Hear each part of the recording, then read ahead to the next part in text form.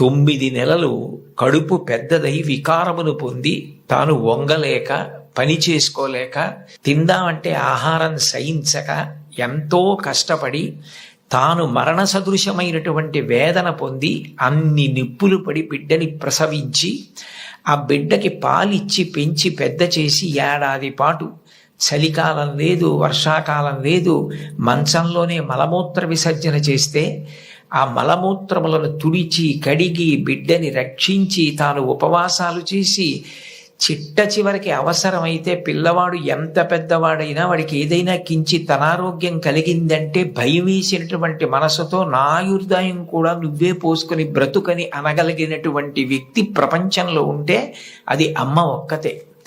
అందుకే అమ్మ లాంటి ప్రాణి లోకంలో లేదు. శాస్త్రాలు కూడా మొట్టమొదటి నమస్కారం ఎవరికి చేయించాయి అంటే మాతృదేవో భవ.